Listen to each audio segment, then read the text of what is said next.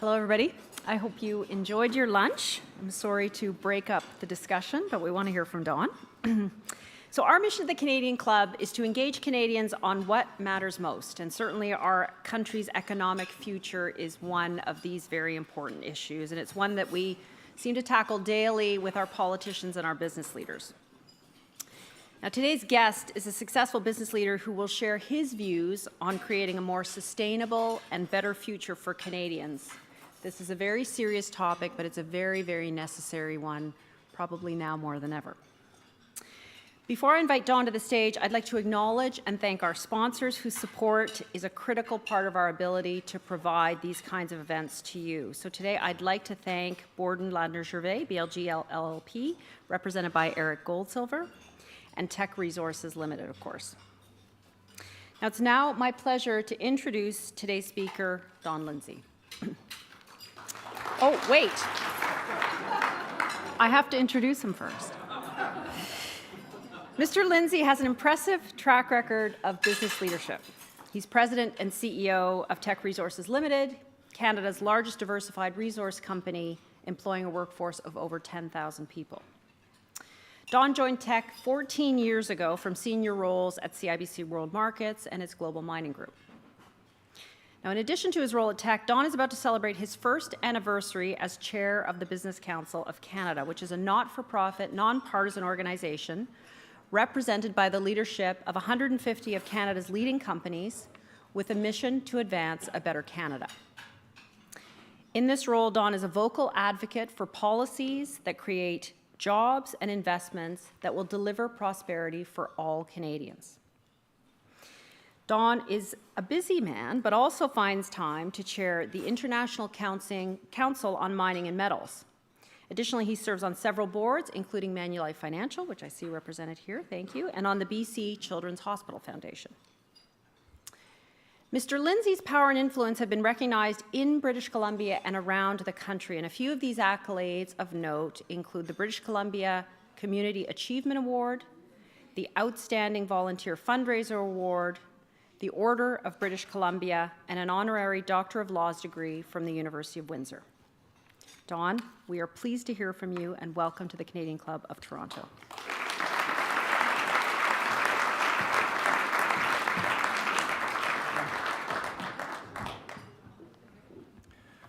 Well, thank you very much, Tanya, and also thank you very much to BLG for sponsoring today's event. It is an honor to be invited to speak by an organization with the proud tradition and history of the Canadian Club. And like all of you, I am a very proud Canadian, and if you'll just indulge me for a minute, I want to tell you just how proud a Canadian I am. I was born right here in Toronto and lived here for much of my life. Growing up, Dave Keon was my favorite hockey player. I thought he was the best to ever play the game, and that he always would be. But now that I've lived in Vancouver for almost 15 years, I know that Henrik and Daniel Sedin were just as good, and they were pretty good too. Along with Toronto and Vancouver, I've lived and worked in Newfoundland. I was up in Labrador with the Iron Ore Company of Canada. I've lived and worked in Montreal. I even worked for 4 months in Saskatchewan, in northern Saskatchewan, an underground uranium mine, at a predecessor company to what is now Cameco. That's 5 provinces so far. My first 2 daughters were born in Toronto, and they took French immersion from age 3. My third daughter is a Nova Scotian born in Cape Breton. Actually, her family's given me an honorary Cape Breton passport. And she took Mandarin from age 3 because we live on the West Coast. Over the years, my father and I canoed 26 of Canada's greatest rivers, alternating between one in the far north near the Arctic Circle and then one in either Ontario or Quebec. In my time with Teck, we've operated mines across the country from BC to Newfoundland to Nunavut. And then there's Alberta. My family is originally from Alberta, and my father was born in Edmonton and went to the U of A. And his great uncle, Dr. Neville James Lindsay, was one of the first doctors in Calgary way back in the 1800s. And this is where the story gets a bit interesting.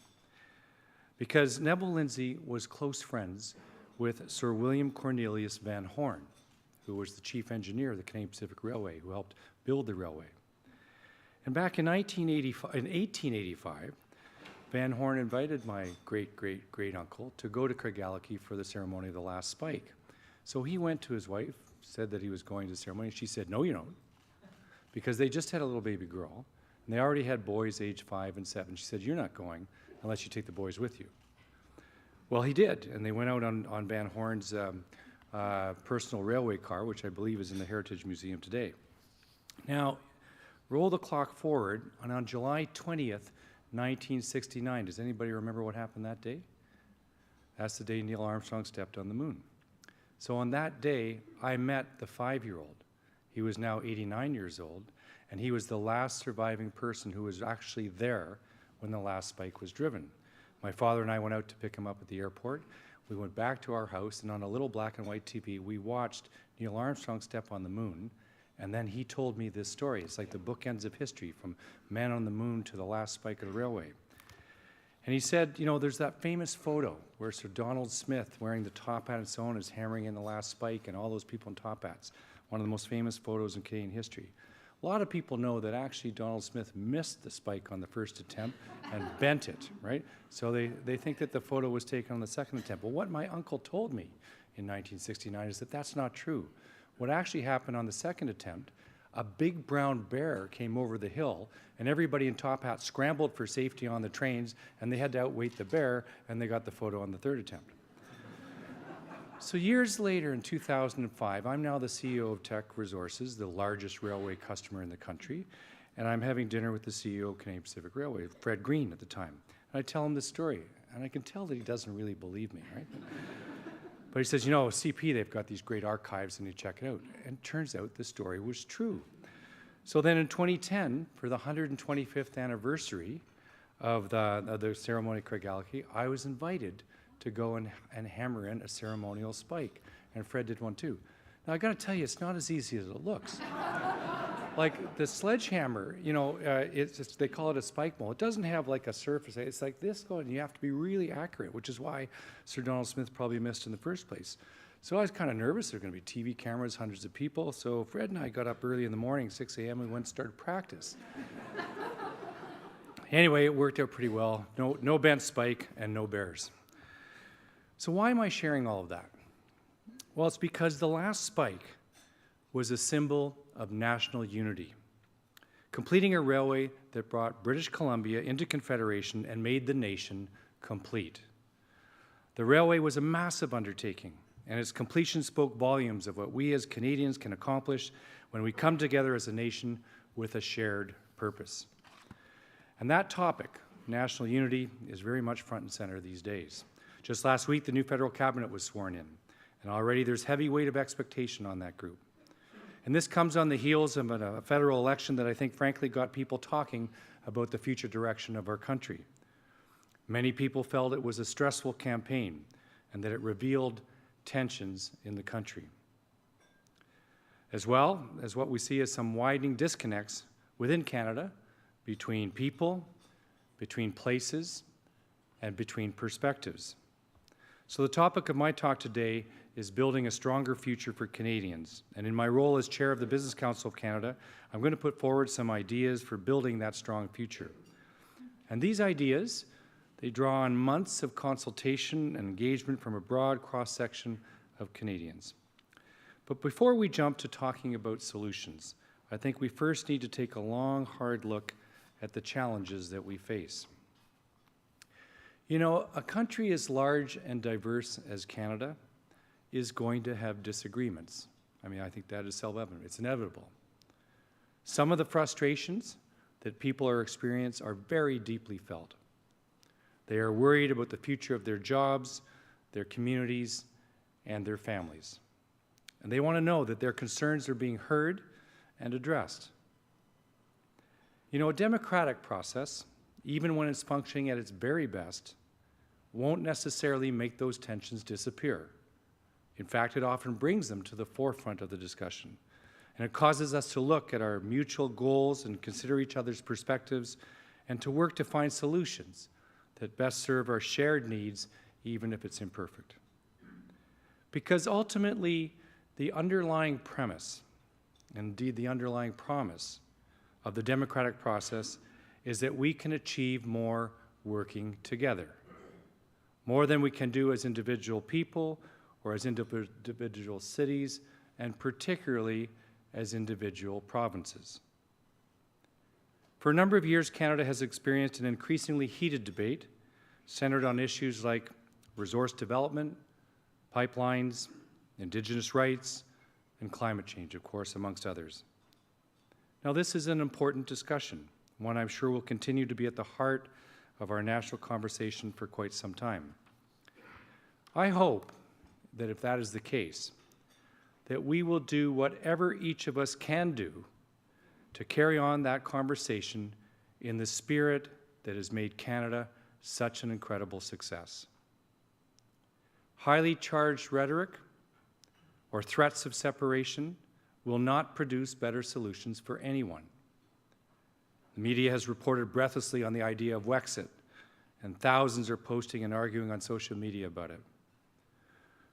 Now, one thing, Twitter isn't necessarily an accurate reflection of society, thank goodness. But we do note that the level of anger there it's very concerning. Rational people can disagree. They can debate. But rational people also recognize when it is time to find common ground and to forge a path forward. And pretending the economy can provide opportunity and education and health care and a high standard of living without a strong resources sector is just misleading. The CIBC CEO, Victor Dodig, suggests that natural resources are Canada's family business. I think that's probably true. But it is also misleading to think that economic considerations can trump critical challenges like climate change or inequality. Pitting these issues against each other, framing them as a binary choice, or worse, as a partisan badge of honor, that will not move us towards solutions. A fractured nation and a splintered approach will do harm to both our environmental ambitions and our economic hopes. Our greatest successes, just like the Canadian Pacific Railway, have always come when we've worked together as one Canada. So who remembers when Canada hosted the 2010 Olympics? It's almost 10 years ago. Do you remember how you felt when Alex Bilodeau won Canada's first gold medal on Canadian soil? Wasn't that special? Or do you remember the gold medal hockey game and Sidney Crosby scoring in overtime? That is Canada. And when we come together, we can set the standard for the world for sustainable growth. We can top the globe in quality of life. We can even beat the world in Winter Olympic gold medals when we set that as our ambition, as we did with Own the Podium. And don't take my word for it. Canada's first Prime Minister, Sir John A. Macdonald, said this about the strength of national unity, and I quote, he said, "If I had influence over the minds of the people of Canada, any power over their intellect, I would leave them with this legacy. Whatever you do, adhere to the Union. We are a great country and shall become one of the greatest in the universe if we preserve it. If we shall sink into insignificance and adversity, if we suffer it to be broken." Well, drawing on that sentiment, I hope that all of us, business leaders, labor leaders, Indigenous peoples, politicians from every region, and all citizens, whether right, center, or left of the political spectrum, will all see this moment for the important inflection point that it is. This is a point to move beyond division, beyond argument, and put our country, our communities, and our children first, and to challenge each other to find solutions that strengthen our bonds and create shared prosperity for all. And that's really what my theme today is, building a strong future Canadians. It's all about shared prosperity, finding practical solutions to strengthen the economy and build prosperity for all of Canada. And that was the goal when the Business Council of Canada launched the Task Force on Canada's Economic Future last February. And that ultimately culminated in the plan, which we released a few weeks ago. And from the very start, we recognized that this plan and its recommendations had to be different. It couldn't be just a wish list to the government of self-serving recommendations to benefit businesses, because we knew that a room full of CEOs deciding what's best for Canada would rightly be met with skepticism from the public and from the government, and rightly so. The fact is, phrases like economic competitiveness, or regulatory certainty, they just don't carry much weight with regular Canadians. Chuck Magro, the CEO of Nutrien, is one of the business leaders who stepped up to lead the task force, and he was featured in a recent Globe and Mail article in which he talked about how corporations and CEOs haven't done a good job communicating to Canadians on how things like trade and growth and competitiveness are essential to their own prosperity. And he said, and I quote, "Business has to stop talking about business and start talking about people." And I thought that was a great sentiment that really captures what we wanted to do with this task force. And it's why we set two important factors to make this different from the business task force reports that have come before. First, it had to be inclusive and reflective of all of Canada, not just companies. So we undertook an 8-month process of research and consultation across the country. We literally heard from tens of thousands of people, including business organizations, but also labor organizations, Indigenous groups, social policy experts, urban planners, environmental groups, and many, many more. And second, this is very important, business had to step up as well. It can't all come down to recommendations for the government. We, as business leaders, needed to include tangible actions for business to contribute to the shared prosperity. And the result of this work is a task force report called A Better Future for Canadians. And there's a copy at each of your seats, and I encourage you to read it and consider some of the ideas that we're putting forward. And I won't go into every recommendation in detail, but I did want to highlight some of the key policy themes that it does cover. Starting with resources, climate, and infrastructure, and I put these together because they're all so closely entangled in the national discussion. Look, we need to get our resources to markets, and we need to protect the environment, and we need to take action on climate change. We need a truly national strategy that positions Canada where we should be, and that is as a global leader in both world-class resource development and world-class environmental performance. Canadians expect it of us. Whether they're our employees, our customers, or even our shareholders, they are all rightly making ESG and SDG, the Sustainable Development Goals, standards that are our priority. Did you know that oil produced with the latest technology in the Canadian oil sands now has a lower carbon footprint than half of all the oil that's refined in the United States? Did you know that Canadian LNG can displace hundreds of coal-fired power plants and reduce global GHG emissions and make the planet a better place? Even the copper and steelmaking coal that we produce at Teck's Canadian mines are amongst the lowest carbon intensity of any that are mined in the world. Putting the infrastructure and strategy in place to share those responsibly produced resources with global markets will create employment here and a cleaner world everywhere. Next is skills and labor. 7 years ago, there were 4 working-age people in Canada for every senior citizen. In the next 16 years, that ratio is going to drop to just 2 to 1. And it is this one issue that applies to all sectors of the economy, and it's likely the answer that many CEOs would give if they're asked what's keeping them up at night. They would say recruiting and retaining critical talent. That kind of demographic shift has real consequences for all people. It will drive up healthcare costs, it will drive up taxes, while at the same time constricting growth.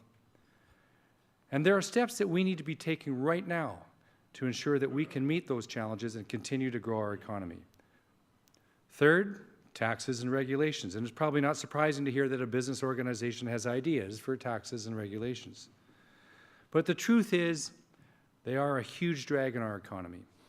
We are losing our tax competitiveness and our regulatory competitiveness to other countries. Competitive tax and regulatory regimes are the key ingredients to economic growth. There is no way to get around it.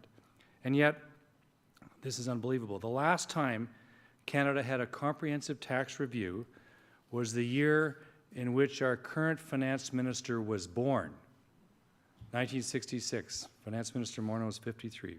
That's the last year there was a comprehensive review. And when you consider all that has happened since then, how is it possible that the current regime can possibly address present-day realities? And then on the issue of regulations, I want to make it clear. Our goal is to improve regulatory efficiency while maintaining or even strengthening the standards. These are not mutually exclusive exercises. There are all sorts of examples around the world where countries have actually deregulated while actually strengthening standards, no compromise. Our failure to address this issue has had its consequences. Did you know, and this is a sad fact, that since 2006, Canada has fallen from 4th place to 23rd in the annual World Bank study that measures the regulatory burden on business, and believe me, the momentum is to the downside. However, like Chuck Magro said, talking about taxes and regulations doesn't mean anything to most people. What does mean something to most people, what does matter, are jobs and access to opportunities. And those, in turn, of course, depend on companies investing in new growth, and yet 2/3 of Canada's domestic industries have experienced a decline in business investment since 2014. The simple fact is, other countries have made themselves more attractive to new investment while we've fallen behind. And last but not least is Canada's place in the world. Canadians have long taken it as a given that we punch above our weight globally. We like being at the big global table to show that we matter, and we like being perceived as leaders in the world despite our size. But the geopolitical context has shifted dramatically in recent years, and we are going to need to respond to those shifts. We live in a world of geopolitical instability, the most unstable time in probably 30 years or more. We have trade conflict and emerging risks such as cyber threats. Against this backdrop, we need to establish a pragmatic foreign policy that's fit for the 21st century, one that adapts to meet that evolving landscape while ensuring that Canada remains a bastion of stability and certainty. So those are the themes of the report's recommendations to government. But as I said at the outset, equally important are the commitments that we set for ourselves, that we set for business. In the same report are 6 recommendations that members of the Business Council are taking on, as well as encouraging other businesses that are outside the Council to consider. First, we are going to work to strengthen diversity and ensure inclusive workplaces and make sure every single one of our Council members has specific policies on those issues. Second, we are going to prioritize ongoing creation of strong relations between business and Indigenous peoples to create shared benefits. According to the Conference Board of Canada, improving labor force participation rates among underrepresented groups like Indigenous people and women could add 2.2 million workers to the labor force by 2040, as well as $100 billion to the economy. But more importantly, it will provide good family-supporting jobs and the chance for more people to share in the benefits of growth. Another issue we're tackling is mental health. Unaddressed mental health challenges cost the Canadian economy over $50 billion each year. And more importantly, they cause suffering for people and their families. And as a council, we are committed to putting in place programs to promote mental well-being in the workplace and to ensure people get the support that they need and to encourage all businesses to do the same. We're also going to invest in learning and development to make sure people have the skills that they need to participate in the workplace of the future. And we will work to connect young Canadians, in particular, with better career pathways, with the goal of ensuring every post-secondary student in Canada has access to a work-integrated learning opportunity such as a co-op or an internship. And finally, we're going to do more as large companies to support Canadian innovators and our entrepreneurs and the startups and scale-ups through avenues such as procurement. The great thing about each of these measures is that they don't need involvement from government. We can begin all of them today, and most of us already are. The fact is, Canadian businesses do have a strong track record of working to create positive change both at home and abroad. And for example, ourselves at Teck, we've partnered with governments and groups like UNICEF to treat zinc deficiency, which leads to hundreds of thousands of child deaths each year. A lot of you probably don't realize it, but zinc is actually a nutrient. It's not just a metal, it's a nutrient. You all need zinc to live. It interacts with 300 different enzymes in your body. But the sad news is about 450,000 children in Africa under the age of 5 die each year of zinc deficiency. And what they really die of is diarrhea.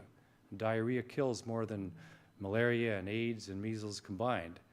But if you can get to the kids and get them a course of 14 zinc tablets that cost 2 cents each, not only will it save their life and cure that instant diarrhea, it will put them on a better nutritional platform going forward. Zinc actually promotes brain development in children under the age of 2. Well, the partnerships we put together since 2011 have now reached more than 160 million people worldwide, including 54 million children in countries like India, Burkina Faso, Ethiopia, Kenya, Senegal, Peru, and Nepal. It has improved health outcomes in these nations and saved literally hundreds of thousands of children's lives. We've also installed antimicrobial copper surfaces in new healthcare facilities, in intensive care units, to eliminate hospital-acquired infections, which have now become the 4th leading cause of death in Canada. These are the superbugs. They kill more than people die in traffic accidents. It's terrifying. But did you know that a superbug on a copper-coated surface, 99.8% of them die within 2 hours, whereas on stainless steel surfaces, they live for days and days. So this will make a big difference over time. We've supported land conservation in Western Canada that has protected areas of wilderness that are now equal to 3 times the size of Metro Toronto. And I'm also proud to add that Teck's social and environmental performance is now ranked #1 in the world for mining companies by the Dow Jones Sustainability Index, and Corporate Knights that reviews 7,000 companies around the world with a market cap of $1 billion or more, and they come up with the global 100 most sustainable companies. Teck is the only mining and metals company on that list. We're ranked 37th.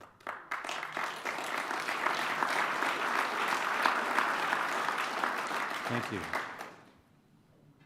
That took more than 10 years to get there, and was very, very satisfying. I know that other Canadian companies, and many are represented here today, have their own examples of how they and their employees have given back.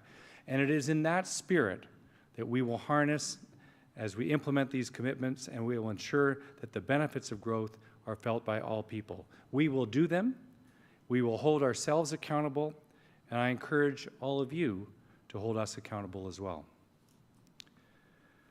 So that's a really quick summary of the report from our task force on Canada's economic future, and I encourage you to read the full report when you have a few minutes, or visit our website at www.itsaboutcanada.ca. I think you'll find some concrete, actionable, and practical ideas. And these aren't radical suggestions, and that's by design. Rather, they are feasible, they are inclusive, and most of all, they are nonpartisan. Because ultimately, we don't have to agree on everything. But I think all of us recognize that Canada does need a plan going forward. We need a strategy that moves us past what we disagree on and takes action where we do agree, and that is the importance of building a strong economy that helps every Canadian have a good quality of life and a good standard of living. You know, I started with a quote from a famous conservative politician, so to balance things out, I will finish with a quote from a famous liberal one. And today we've chosen Pierre Trudeau, and we've chosen the subject of unity. He said, "Canada will be a strong country when Canadians of all provinces feel at home in all parts of the country, and when they feel that all of Canada belongs to them." I think that is a timely reminder that we are strongest when we work as one nation, holding shared values and facing shared challenges, and working together to build shared prosperity for every Canadian. Because at the end of the day, it is about Canada and what we are doing to make sure it remains strong and proud and free for generations to come, for our children. Thank you very much.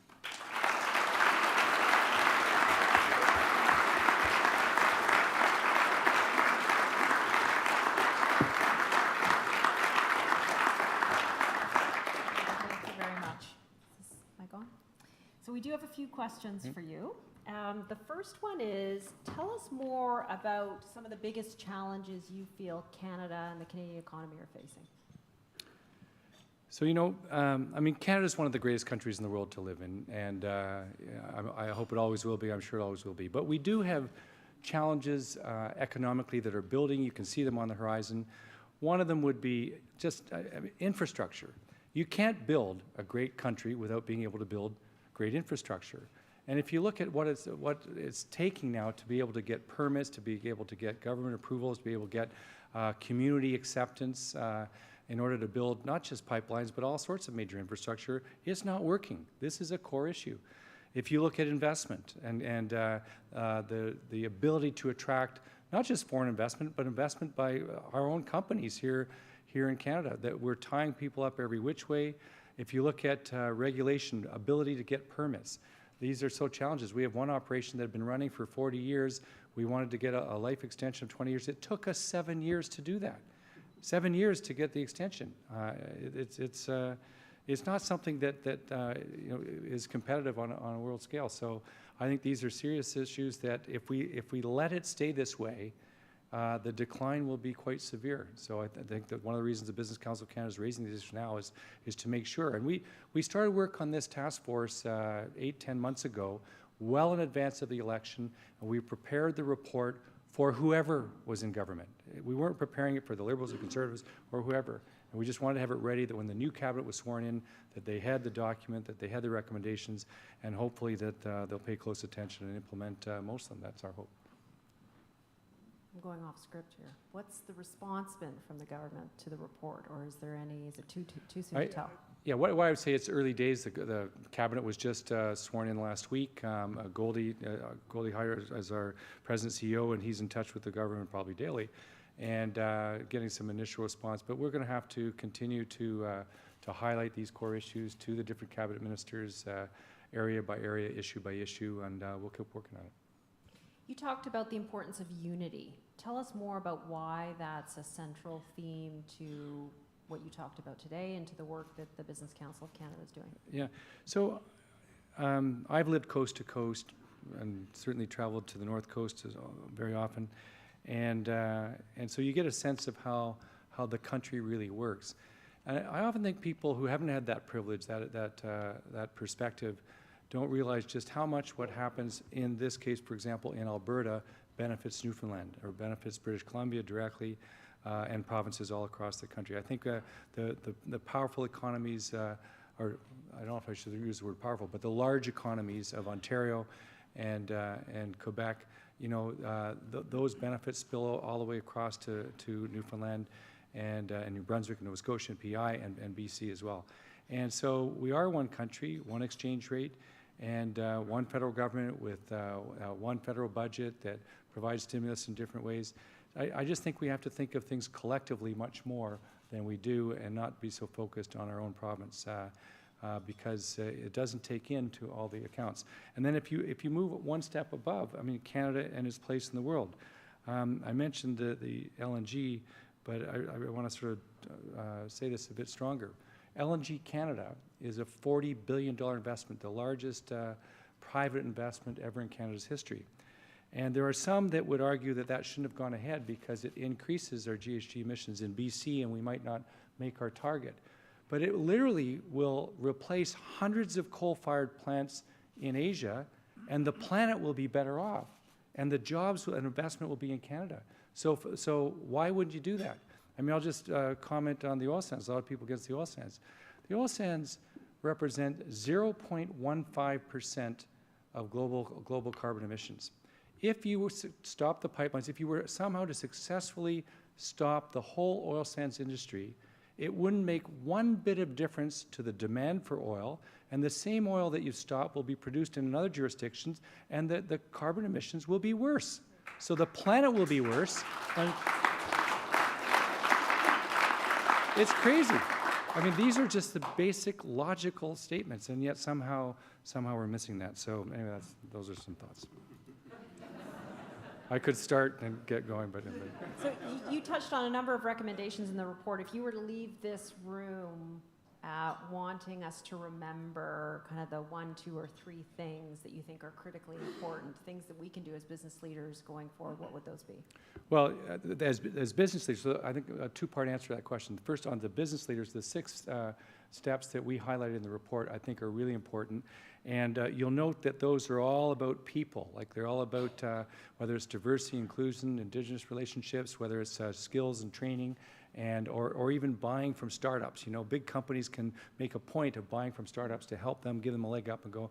I think those are so important, and I'm proud that the Business Council took this approach this time and didn't just give a laundry list of recommendations to the government, that we at the same time said, we're going to do this. This is going to be our contribution, and Goldie and I will be making sure that they're all doing it. That's our job.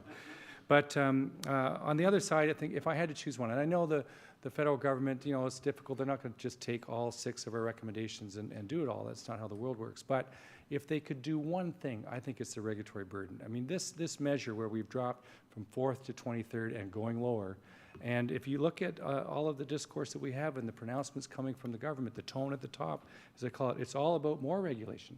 And, you know, I'd like to see a different tone at the top. Like, you know, in my industry, I have to slug it out against Australia. And why don't we just say, let's figure out how we're going to beat Australia and how we have a better regulatory environment than they do. Because I talked to a deputy minister last week and the deputy minister to the Premier of British Columbia. He said, oh, we could do it. If the political leader says, I want to beat Australia, we can make that happen. And I think I'd love to see Prime Minister Trudeau say, I want to beat the U.S. at this. Because you know what? The U.S. is trying to beat us. Guarantee you that they're competing against other countries, and just see the leadership of Canada stand up and say, you know what? Canada's going to compete. Canada's going to win, just like we said we're going to own the podium, and we did. We're going to compete economically. We're going to beat the United States at their own game, and that's what we're going to do. And I want to see the political leadership say that. And I think if we do that, all the bureaucracy and so on will get in line, and businesses will get in line. And when we work together, which is the main theme here, we can do it. We can win. Thank you, Don. Thank you. You're welcome.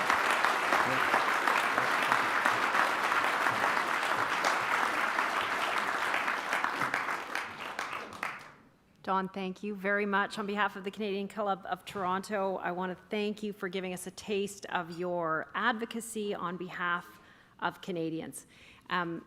Listen, it's fantastic to have, as an immigrant to Canada, to have someone stand up and talk about how proud a Canadian you are. I think is inspiring, and I hope all of us feel inspired by your story, but most importantly, your passion for this country. You are right. Prosperity requires partnership. No sector or level of government or investor can tackle this goal on their own. And I think your quote, "We can achieve more together," is a critical one for all of us to think about today. You were very convincing in your argument that we all have to work together to strengthen capacity, investment, and growth. And it is very refreshing and reassuring to see how you're leading by example with Teck. So you noted your company showing on the Dow Jones Global Sustainability Index and how you are committed to social and environmental leadership. And I happen to know you're doing a lot on the gender file too, so I appreciate that. We appreciate the Business Council of Canada's advocacy on behalf of Canadians. Bending the ear of government is much easier when business leaders like you are stepping up to have those conversations. So I wish you continued success in your role at the BCC. And I think if we think about another quote that you left us with today, to sort of borrow from Chuck Magro, business has to stop talking about business and start talking about people. I think that's when we can finally connect some of these issues of whether it's regulatory burden or infrastructure spending to what does it mean for regular Canadians.